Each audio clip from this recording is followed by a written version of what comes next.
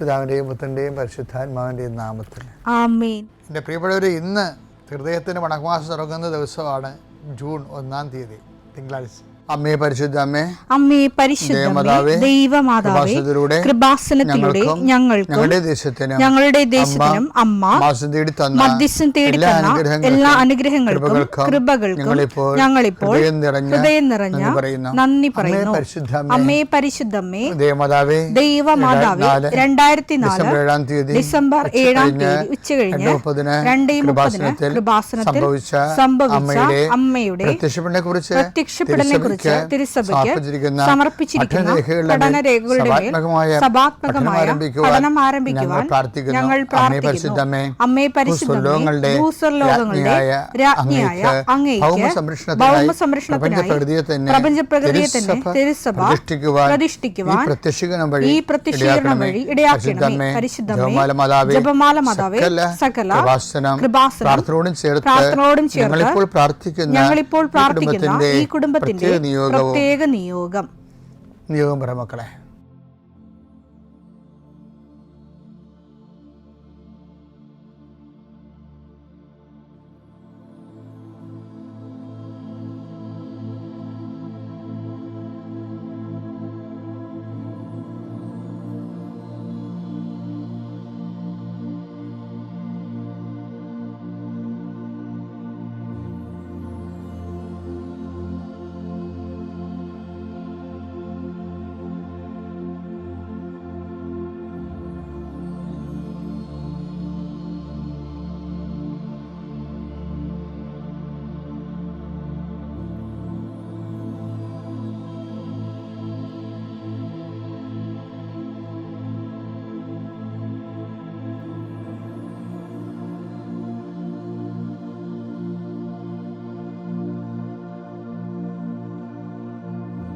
അമ്മയുടെ പ്രത്യക്ഷീകരണത്തിന്റെ ഈ അനുഗ്രഹവേളയിൽ ഞങ്ങൾക്ക് സാധിച്ചു തരുവാൻ കനിയണമേ.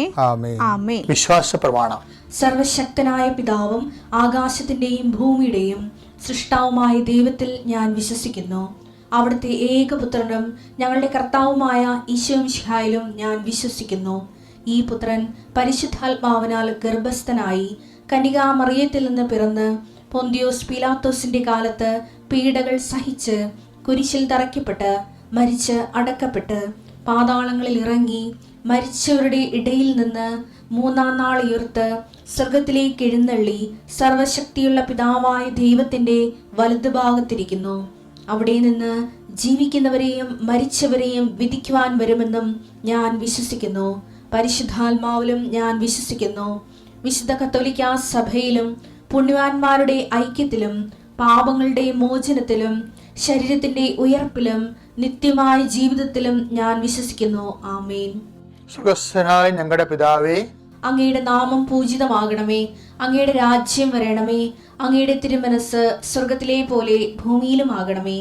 അന്നു വേണ്ടുന്ന ആഹാരം ഇന്ന് ഞങ്ങൾക്ക് തരണമേ. ഞങ്ങളോട് തെറ്റ് ചെയ്യുന്നവരോട് ഞങ്ങൾ ക്ഷമിക്കുന്നത് പോലെ ഞങ്ങളുടെ തെറ്റുകൾ ഞങ്ങളോടും ക്ഷമിക്കണമേ. ഞങ്ങളെ പ്രലോഭനത്തിൽ ഉൾപ്പെടുത്തരുതേ, തിന്മയിൽ ഞങ്ങൾ രക്ഷിക്കണമേ. ആമേൻ. നന്മ നിറഞ്ഞ മറിയമേ, സ്വസ്തി. കർത്താവ് അങ്ങയുടെ കൂടെ സ്ത്രീകളിൽ അങ്ങ് അനുഗ്രഹിക്കപ്പെട്ടവളാകുന്നു. അങ്ങയുടെ ഉദരത്തിൻ ഫലമായി ഈശോ അനുഗ്രഹിക്കപ്പെട്ടവനാകുന്നു. പരിശുദ്ധ മറിയമേ, തമ്പുരാന്റെ അമ്മേ, പാപികളായ ഞങ്ങൾക്ക് വേണ്ടി ഇപ്പോഴും ഞങ്ങളുടെ മരണസമയത്തും തമ്പുരാനോട് അപേക്ഷിക്കണമേ. ആമേൻ. കർത്താവേ, നിന്റെ ഉന്നതമായ നാമത്തിന് സ്വസ്ത്രം ചെയ്യുന്നു. കർത്താവേ, നിന്റെ വിശുദ്ധ പൗരോഹിത്യത്തെ മഹത്വപ്പെടുത്തണമേ. കർത്താവെ, സഭയിലുള്ള സാന്നിധ്യം പ്രകടമാക്കണമേ. 40 വർഷം ഞാൻ അർപ്പിച്ച കൃപാനയുടെ യോഗ്യതയാൽ കൃപാസ്ഥാനത്താരെ ജീവനോടെ പ്രത്യക്ഷപ്പെട്ട മാതാവിൻ്റെ മധ്യസ്ഥതയിൽ ഇന്ന് ജോലിക്ക് പോകുന്ന എല്ലാവരെയും ഈശോനാമത്തെ ഏൽപ്പിക്കുന്നു. നിങ്ങൾ കണ്ടുമുട്ടുന്ന വ്യക്തികളെ കർത്താവിൻ്റെ നാമത്തിൽ അനുഗ്രഹിക്കപ്പെടുകയും നിങ്ങൾ തമ്മിൽ സംസാരിക്കുന്ന വിഷയങ്ങൾ കർത്താവിൻ്റെ സംരക്ഷണത്തിലായിരിക്കുകയും ചെയ്യട്ടെ. നിങ്ങൾ യാത്ര ചെയ്യുന്ന വാഹനങ്ങളെ കർത്താവ് സംരക്ഷിക്കട്ടെ. യാത്ര തുടങ്ങിയ അവസാനം വരെ നിൻ്റെ ആകുലതകൾ, നിനക്ക് ആകുലത ഉണ്ടാക്കാൻ സാധ്യതയുള്ള വ്യക്തികളെ കർത്താവ് വഴിമാറ്റി വിടുകയും വേസ്റ്റായിട്ടുള്ള ടോക്കുകൾ ഉണ്ടാവാതിരിക്കാൻ കർത്താവ് നിന്നെ ബന്ധിക്കട്ടെ.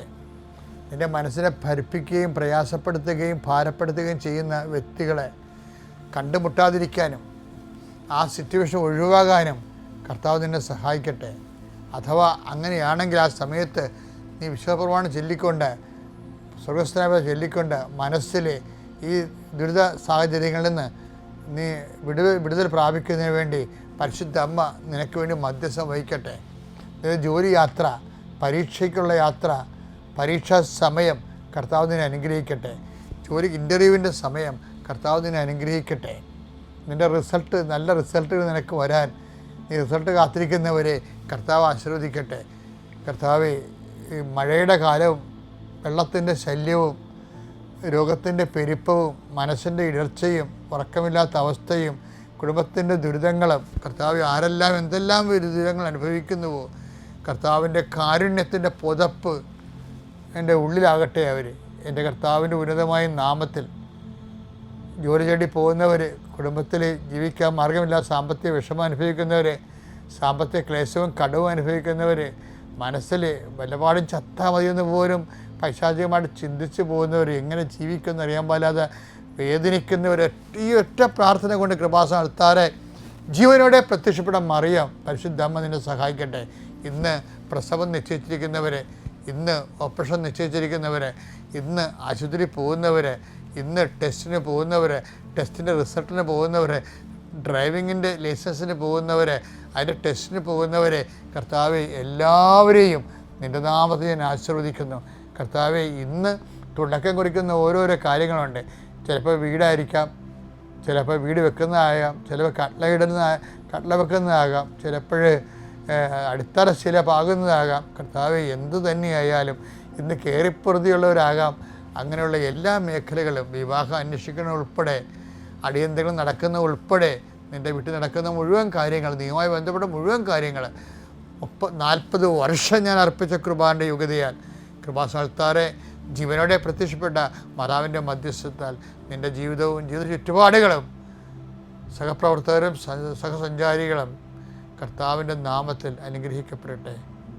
നിത്യം പിതാവും പുത്രനും പരിശുദ്ധാത്മാവായ സർവേശ്വരനെ നീക്കുവാമേ. എൻ്റെ പ്രിയപ്പെട്ടവരെ, ഞാൻ നിങ്ങളോട് നേരത്തെ പറഞ്ഞിട്ടുണ്ടോ എന്നറിയത്തില്ല, ഇപ്പം എൻ്റെ മനസ്സിൽ വന്നൊരു കാര്യമാണ്. അതായത് ഈ ഇന്ത്യൻ ആത്മീയ മീമാംസകളിലെ ചില ന്യായങ്ങളുണ്ട്. ന്യായം എന്ന് വെച്ചാൽ മെത്തേഡ്, രീതികൾ. ഇപ്പോൾ ദൈവത്തെ കണ്ടെത്താൻ വേണ്ടി മനുഷ്യൻ ഉപയോഗിച്ച് വരുന്ന രീതികൾ. ഇപ്പോൾ അതിനൊരു ഒരു രീതിയാണ് മർക്കട ന്യായം. നിങ്ങൾ കേട്ട് കാണാം. മർക്കടൻ ന്യായം എന്ന് വെച്ചാൽ പിന്നെ ഒരു മാർജാര ന്യായം എന്ന് വെച്ചാൽ, മർക്കടം എന്ന് പറഞ്ഞാൽ കുരങ്ങ് കുഞ്ഞിനെ ഉയർന്ന കമ്പുകളിലേക്ക് കൊണ്ടുപോകുന്നത് എങ്ങനെയാണ്? എടുത്ത് മുതുകത്ത് വെക്കും, അല്ലേ? എടുത്ത് മുതുകത്ത് വെച്ചിട്ട് കുരങ്ങ് ഇങ്ങനെ കുതികാലിൽ ചാടി മുകളിലത്തെ കൊമ്പിൽ പോയിരിക്കും. അപ്പോൾ കുഞ്ഞ് മുതുകത്ത് അള്ളിപ്പിടിച്ചിരുന്നാലേ ഈ തള്ളക്കുരങ്ങൻ്റെ ഒപ്പം അവിടെ എത്തത്തുള്ളൂ. അപ്പോൾ അള്ളിപ്പിടിച്ചിരുന്നില്ലെങ്കിൽ കുഞ്ഞ് തെറിച്ചു പോകും. അപ്പോൾ കുഞ്ഞിൻ്റെ ഒരു ഇനിഷ്യേറ്റീവ് അവിടെ ഉണ്ട്. ഇനി പൂച്ച എങ്ങനെ ചെയ്യണം? മാർജാര ന്യായം എന്താണ്? മാർജാര ന്യായത്തിൽ ഇപ്പോൾ പൂച്ച അതിൻ്റെ കുഞ്ഞിനെയും കൊണ്ട് മച്ചും പുറത്തേക്ക് പോണത് മുതുകത്ത് ഇരുത്തിയല്ല, മറിച്ച് എങ്ങനെയാണ്? കടിച്ചുകൊണ്ടാണ് പോണത്. അപ്പോൾ അവിടെ കൊച്ചിനൊന്നും ചെയ്യാനില്ല, അമ്മയാണ് എല്ലാം ചെയ്യണത്, അല്ലേ? തള്ളപ്പൂച്ചയാണ് കടിക്കണേ. ഇതിനെ മാർജാര ന്യായം എന്ന് പറയുന്നത്. ഇപ്പോൾ എന്താ അതിൻ്റെ ആപ്ലിക്കേഷൻ എന്ന് പറഞ്ഞാൽ എന്താണെന്ന് വെച്ച് കഴിഞ്ഞാൽ, നമ്മൾ ദൈവത്തിൻ്റെ ആത്മീയത വളരുന്നതിന് 2 ന്യായങ്ങൾ ഉപയോഗിക്കാം. കുരങ്ങിനെ പോലെ നമ്മൾ ദൈവത്തെ പിടിവിടാതെ വിശുദ്ധിയോടെ പരസ്യ പ്രവർത്തനങ്ങളോടെ ദൈവത്തിൽ അള്ളിപ്പിടിച്ചിരിക്കും, ദൈവം നമ്മളെ ഉയർത്തിക്കൊണ്ടുവരും. മറ്റത് നമ്മളൊന്നും ചെയ്യത്തില്ല, അവിടെ നമുക്ക് റോളില്ല. ഒരു ഭാഗം കഴിഞ്ഞാൽ പിന്നെ നമ്മളുടെ കഴിവിന് വലിയ അർത്ഥമില്ല. ദൈവം തന്നെ നമ്മളെ സഹായിക്കണം. ദൈവം തന്നെ, തള്ളപ്പൂച്ച തന്നെ കുഞ്ഞിനെ കടിച്ചുകൊണ്ട് പോകണം. അപ്പോൾ അതുപോലെ അവിടെ ദൈവത്തിനാണ് പ്രാധാന്യം. അതുകൊണ്ടാണ് ഈ നമ്മളിതിൽ ഇപ്പോൾ ചില വചനങ്ങളൊക്കെ ദൈവത്തിൻ്റെ മാത്രം ഈ മാർജാര ന്യായത്തിൽ ചെയ്തിരിക്കുന്ന കുറേ വചനങ്ങളുണ്ട്. ബൈബിളിലുണ്ടത്. ജെറമിയ 29:14 എടുത്തേ. നിങ്ങൾ എന്നെ കണ്ടെത്താൻ ഞാൻ ഇവിടെയാണ് മാർജാര ന്യായമാണത്. അതായത് ദൈവത്തിനാണ് ദൈവമാണ് ഇനിഷ്യേറ്റീവ് എടുക്കുന്നത്. നിങ്ങൾ എന്നെ കണ്ടെത്താൻ ഞാൻ ഇടയാക്കുമെന്ന് പറയണത് അല്ലേ. അപ്പം നമ്മൾ ദൈവത്തെ ആഗ്രഹിച്ചാൽ ചില നമുക്ക് കണ്ടെത്താൻ ഒരു ടൈം കഴിഞ്ഞാലേ അത് ആത്മീയത വളർച്ചയുടെ ഒരു ഉയർന്ന ഘട്ടങ്ങളിൽ ഇത് വരണമെന്നാണ് തോന്നുന്നത്. അതായത് ദൈവം തന്നെ നമുക്ക് വെളിപ്പെടുത്തും. ഇപ്പോൾ എബ്രഹാത്തിനൊക്കെ അങ്ങനെയല്ല ചെയ്തത്. എബ്രഹാത്തിന് ദൈവത്തെക്കുറിച്ച് വലിയ കൺസെപ്റ്റില്ലായിരുന്നില്ല. അപ്പം ആത്മീയതയുടെ ആദ്യഘട്ടത്തിലും അവസാന ഘട്ടത്തിലും മാർജാറിയായമാണ് ആപ്ലിക്കേഷൻ വരണത്. ആദ്യഘട്ടത്തിൽ എബ്രഹാത്തിന് അറിയത്തില്ല, ദൈവം തന്നെ വെളിപ്പെടുത്തിയപ്പോഴാണ് എബ്രഹാത്തിന് ദൈവത്തെ മനസ്സിലായത്. അപ്പം അങ്ങനെ ഒരു കണ്ടീഷനുണ്ട്. പക്ഷേ ഇന്ന് നമ്മുടെ മനസ്സിൽ ഒരു ആഗ്രഹം ഉണ്ടാകണം. എബ്രഹാത്തിനൊരു ആഗ്രഹം ഉണ്ടായിരുന്നു അവിടെ ഈ മ്ലേച്ഛമായ ജീവിത രീതിയൊക്കെ ഏത് കാരണം. എബ്രഹാത്തിന് ഇതല്ല ജീവിതം എന്നുള്ള ഒരു ഇതിനേക്കാൾ സത്യസന്ധമായ ഒരു ജീവിതത്തിൻ്റെ തീരത്തിലേക്ക് വരണം എന്ന് ആഗ്രഹിക്കുമ്പോഴാണ് ദൈവം പറയണത്, നിൻ്റെ മനസ്സിൽ ആഗ്രഹം പോലെ ഞാൻ നിന്നെ കൊണ്ടുപോകാം, ഞാൻ ചൂണ്ടിക്കാണിക്കുന്ന ദേശം നിനക്ക് തരാം, അവിടെ നീ പെരുകും, എൻ്റെ വചനമനുസരിച്ച് നിനക്ക് അവിടെ ജീവിക്കാം, അതാണ് നിൻ്റെ വാഗ്ദാന നാട് എന്നൊക്കെ പറയണത്. അത് ദൈവം ഇനിഷ്യേറ്റീവ് എടുക്കണതാണ്. അതുപോലെ ഈ പാപത്തിൻ്റെ കാര്യവും ഇങ്ങനെയാണേ. നമ്മളീ പാപത്തിന് അയ്യോ ദൈവമേ ഞാൻ പാപിയാണല്ലോ എന്നെ സഹായിക്കണേ, ഞാൻ ഇടയ്ക്കൊക്കെ പാപത്ത് വീഴുന്നുണ്ടല്ലോ, എന്നെ ആര് രക്ഷിക്കുമെന്നൊക്കെ പറഞ്ഞ് മനുഷ്യൻ്റെ അന്തരംഗത്തിൽ പ്രാർത്ഥനയില്ലേ, ആര് രക്ഷിക്കുമെന്ന്. റോമ 7:24 ഞാൻ ദുർബലനായ മനുഷ്യൻ, അതെ, മരണത്തിന് അധീനമായ ഈ ശരീരത്തിൽ നിന്ന് എന്നെ ആര് മോചിപ്പിക്കും. അതാണ് അത്. ഉള്ളിൽ നമുക്ക് പാപകരമായ അവസ്ഥയിൽ നിന്ന് ആരും മോചിപ്പിക്കും എന്ന് നമുക്ക് ഒരു അന്തരാത്മാവിൽ ഒരു ആഗ്രഹം ഉണ്ടായാൽ ദൈവം നമ്മളെ സഹായിക്കും. ദൈവം നമ്മളെ സഹായിക്കാച്ചാൽ ഇപ്പോൾ ഉദാഹരണത്തിന് സങ്കീർത്തനം 103:12 എടുത്തേ. കിഴക്കും പടിഞ്ഞാറും തമ്മിൽ ഉള്ളത്ര അകലത്തിൽ നമ്മുടെ പാപങ്ങളെ അവിടുന്ന് നമ്മിൽ നിന്ന് അകറ്റി നിർത്തി. അതാണ് വിഷയം. പാപങ്ങൾ ഇപ്പം ഞാൻ പാപത്തിലാണല്ലോ, പാപജീവിതത്തിൽ അകപ്പെടി, എൻ്റെ ചുറ്റുമുള്ള ആൾക്കാരെല്ലാം പാപികളാണല്ലോ. ഇപ്പം നീ ചെന്ന് കല്യാണം കഴിച്ച് ചെന്നൊക്കെ വീട് ഞായറാഴ്ച കുർബാന പോലും ഇല്ലാത്ത വീടായിരിക്കും. അവർക്ക് കുടുംബപ്രാർത്ഥനയൊക്കെ അത് ഷെയിമാണ്. അപ്പം അതുകൊണ്ട് ഇങ്ങനെയുള്ള കാര്യങ്ങളൊന്നും നമ്മളെക്കൊണ്ട് പോലും അവർ ചെയ്യിക്കരുത്, ആക്ഷേപിക്കും. പള്ളിപ്പോയി ഞങ്ങൾ പാപികളെന്നൊക്കെ പറഞ്ഞ് ഡയലോഗൊക്കെ ഫിറ്റ് ചെയ്യും. ഇവനൊക്കെ പുഴുത്ത് പട്ടി ചാകനകൾ കഷ്ടമായിട്ട് ഞാൻ ചാകത്തുള്ളൂ, അപ്പോൾ നിങ്ങളോട് അച്ഛൻ ശപിക്കുക. അങ്ങനെയല്ല, എനിക്ക് 40 വർഷത്തെ ഇടവക ജീവിതവും ഉണ്ട്. ഞാൻ ഇങ്ങനെയുള്ള ഒത്തിരി വെറൈറ്റീസ് കണ്ടിട്ടുണ്ട്. അവർ ഇതുപോലെ നല്ല തണ്ടും തണിയും പാർട്ടിയും പൊന്നും പണമൊക്കെ ഉണ്ടായിരുന്ന കാലത്ത് ദൈവത്തെ തള്ളിപ്പറയും. അതിൽ അവൻ്റെയൊക്കെ കുറ്റബോധം മറച്ചു വെക്കാൻ വേണ്ടി മറ്റുള്ളവരെ ആക്ഷേപിക്കും. പക്ഷേ ഇവനൊക്കെ അവസാനം ചെന്ന് ചാർന്ന കണ്ടിട്ടുണ്ട്. അവരൊക്കെ ഞാൻ തന്നെ പെട്ടിലെടുത്തുകൊണ്ട് പോന്നിട്ടുണ്ട്. കാര്യം നമ്മളൊക്കെ ഓരോരോ പള്ളി ചെല്ലുമ്പോഴും ഓരോ ഇടവ ചെല്ലുമ്പോഴും ഒക്കെ ഉണ്ടാകുന്ന ഓരോ ആൾക്കാരുടെ പലതരം ആൾക്കാർ, എല്ലാവരും നല്ലവരൊന്നും അല്ലല്ലോ. അപ്പോൾ ഇതുപോലെയുള്ള ആൾക്കാരുണ്ട്, ദൈവത്തിന് എതിരെ സംസാരിക്കുന്ന ആൾക്കാരുണ്ട്. പക്ഷേ എന്നാലും നമ്മളവിടെ ചെല്ലുമ്പോൾ ദൈവം ഈ നരകത്തിൽ എങ്ങനെ ജീവിക്കുന്നതൊക്കെ നമ്മൾ ഓർക്കുമ്പോഴും ഈ ഒരു പ്രൊവിഷൻ കൊടുക്കണം. എന്താണ്? ഈ പാപകരമായ കിഴക്ക് പടിഞ്ഞാറിൽ നിന്ന് എന്തുമാത്രം അകന്നിരിക്കുന്നു, അതുപോലെ കിഴക്കും പടിഞ്ഞാറും തമ്മിൽ ഉള്ളത്ര അകലത്തിൽ നമ്മുടെ പാപങ്ങളെ അവിടുന്ന് നമ്മിൽ നിന്ന് അകറ്റി നിർത്തി. ദൈവം അകറ്റി നിർത്തിയെന്ന്. അപ്പം നമ്മൾ അകറ്റി നിർത്താൻ ചില സമയത്ത് നമുക്ക് പറ്റാത്ത രീതിയിൽ നമുക്ക് ബലഹീനമായി പോയാലും നിനക്ക് ദൈവത്തിന് ഒരു ആശ്രയം ഉണ്ടെങ്കിൽ ദൈവം നിന്നെ, ഇപ്പം ഞാൻ തന്നെ ഓർക്കും, ഈ പള്ളി കുർബാനയ്ക്ക് എൻ്റെ പിഴ എൻ്റെ വലിയ പിഴ, ശരിക്കും പറഞ്ഞാൽ വലിയ പിഴയെന്ന് അങ്ങനെ എല്ലാവരും അടിക്കാൻ അവർക്ക് വലിയ പാപം ചെയ്തവരാണെന്ന് എനിക്ക് തോന്നിയിട്ടില്ല. പിന്നെ അത് പ്രാർത്ഥനയുടെ രീതിയിൽ ചെയ്യണതാണ്. പക്ഷേ എന്തോ വലിയ പിഴ ചെയ്യാതിരിക്കാൻ ദൈവം നമ്മളെ സഹായിക്കുന്നുണ്ട്. അത് നമുക്ക് നിഷേധിക്കാൻ പറ്റുമോ? അപ്പോൾ അങ്ങനെ ഉണ്ടെങ്കിൽ നീ കൃപയിലാണ്, കർത്താവിൻ്റെ സന്ധിപ്പിലാണെന്ന് ഓർക്കണം. വലിയ പിഴയൊന്നും ഇല്ലല്ലോ നിനക്ക്. അതുണ്ടെങ്കിൽ അതിൽ നിന്ന് മാറ്റി ദൈവത്തോട് പറയണ, കർത്താവ് ഞാൻ എൻ്റെ എല്ലാവരും അഴിമതിയും അനീതിയും എൻ്റെ പങ്ക് പറ്റി ഞാനവിടെ എതിരെ കാശ് മേടിക്കാതിരുന്നാൽ തീർച്ചയായിട്ടും ഞാനവിടെ നോട്ടപ്പുള്ളിയാകും. എനിക്ക് ആ സിറ്റുവേഷനിൽ നിന്ന് രക്ഷിക്കണമെന്ന് ദൈവത്തോട് പറയണം.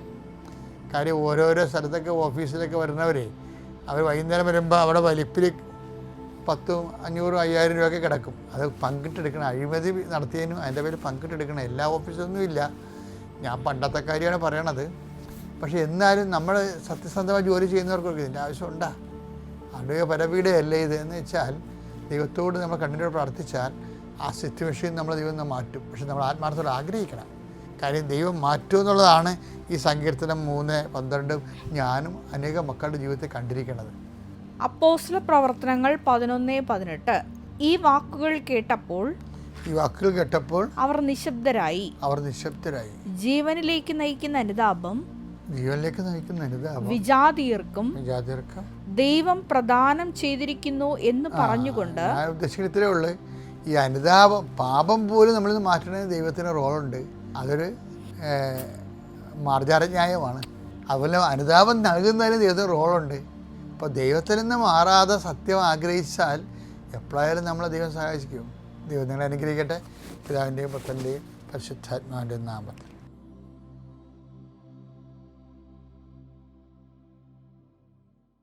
അത്യപൂർവ ദൈവാനുഭവങ്ങൾ ഇനി നിങ്ങൾക്കും സ്വന്തം.